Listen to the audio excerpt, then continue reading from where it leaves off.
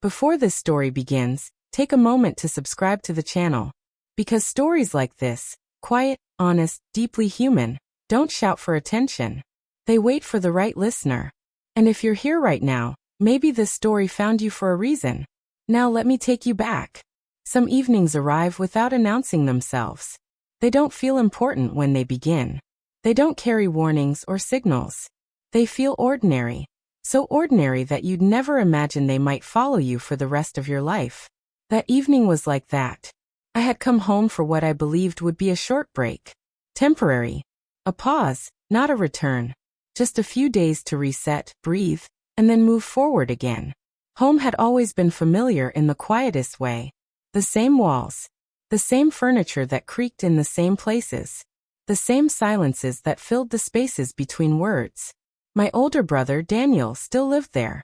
Growing up, Daniel and I had shared everything that siblings usually do, rooms, routines, childhood memories, but we had never been the kind of siblings who talked endlessly about feelings.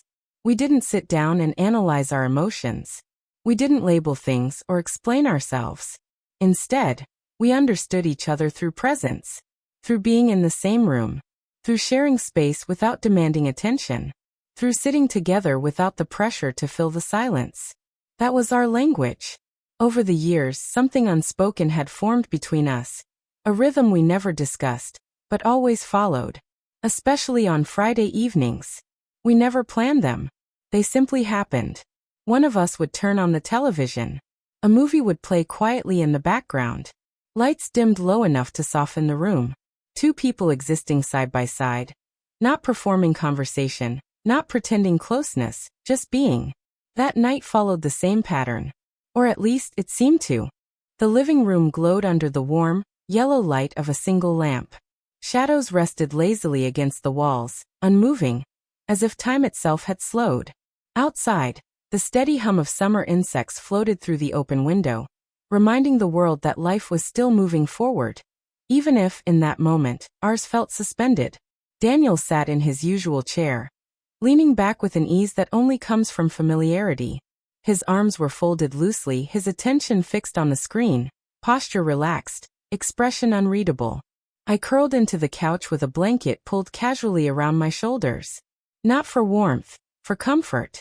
I told myself I was watching the movie, but my mind wandered elsewhere, drifting between thoughts I hadn't named yet.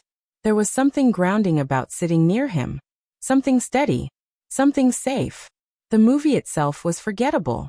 One of those slow, emotionally subtle films that doesn't rely on action or drama.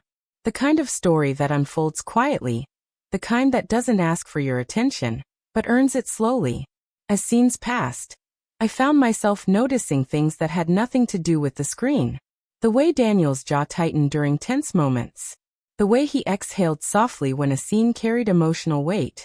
The way his expression shifted, almost imperceptibly, when characters revealed parts of themselves they'd been hiding. Without realizing it, my eyes drifted toward him again, and again. At some point he noticed. "You're staring," he said calmly. There was no teasing in his voice. No humor. No acquiescence. Just observation. I looked away immediately, heat rushing to my face. Embarrassment rose faster than explanation ever could. I opened my mouth to respond, but nothing came out. "I wasn't," I said quietly, though the words didn't feel convincing. Daniel glanced at me for a moment, then smiled faintly, not amused, not suspicious, just acknowledging something unspoken. "It's fine," he said, and turned his attention back to the screen. But the room felt different after that. Not tense, not awkward, just aware. As if something invisible had shifted, something neither of us had named, but both had felt. When the movie ended, the credits rolled in silence. Normally, Daniel would comment on the ending, criticize a plot hole, or make a casual remark that signaled the night was winding down. That night he didn't. He sat still, eyes unfocused, as if the screen no longer mattered. As if his thoughts were somewhere far beyond the room we shared. Then, without looking at me, he spoke. "Do you ever feel like people don't really understand who you are?" The question was quiet, almost gentle, but it landed with weight. I turned toward him, surprised. His voice wasn't heavy, but it wasn't casual either. There was honesty in it, something raw and unguarded. A vulnerability I wasn't used to hearing from him. Yes, I answered after a pause. More often than I like to admit. Daniel nodded slowly, as if the answer confirmed something he'd already suspected. I feel that way too, he said. Sometimes I wonder if the people closest to me really see me, or if they only see the version of me they expect.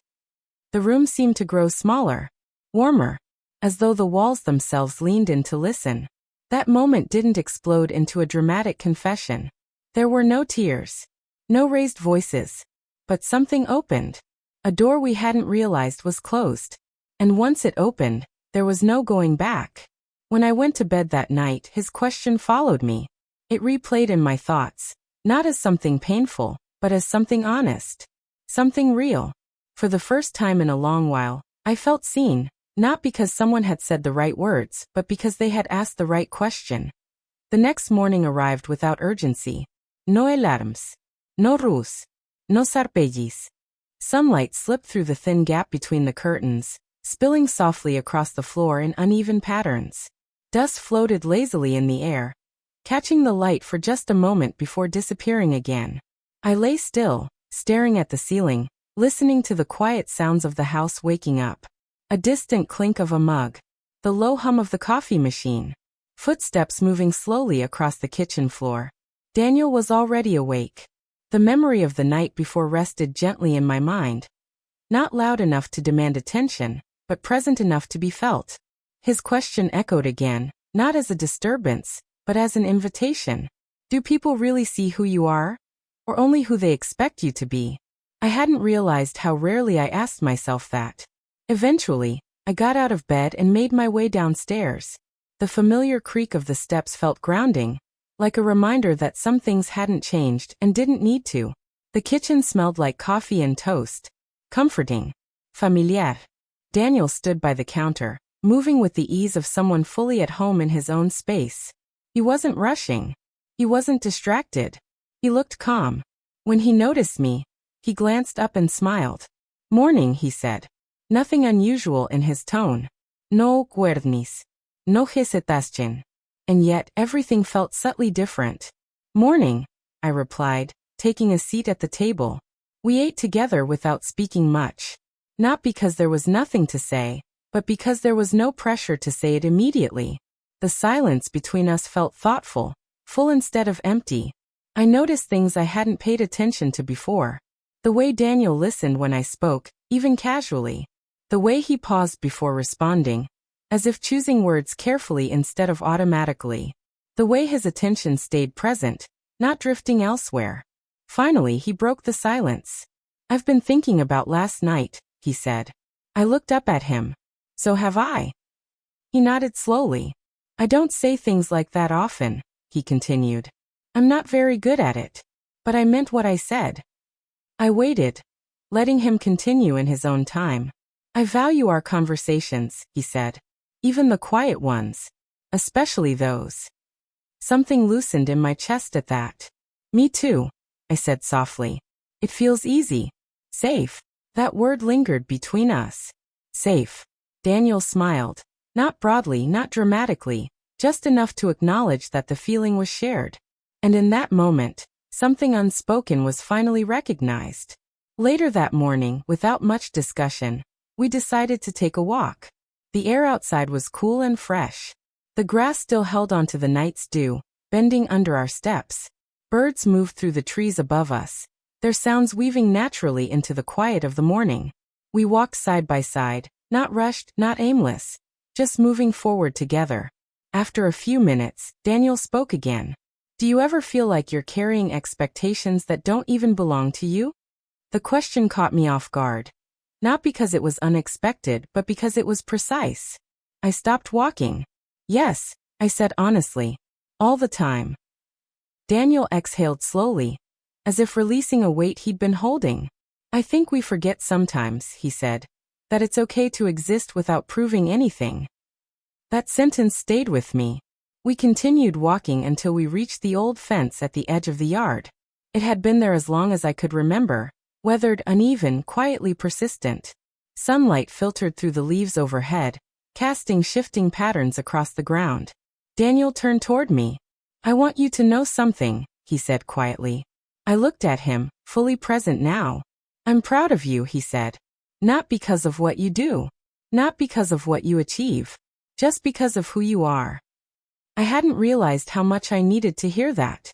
The words settled deep, reaching places I didn't know had been waiting. For a moment, I couldn't respond. I didn't need to. The days that followed looked ordinary from the outside. Same house, same routines, same quiet evenings. But underneath, something had shifted. Our conversations became more intentional. We noticed things. We said what we felt instead of assuming the other already knew. There was no dramatic transformation. No sudden closeness that felt forced or unnatural. Just clarity, understanding, a slow, steady awareness of each other as whole people. One evening later that week, we found ourselves back in the living room. Another movie. Another quiet night.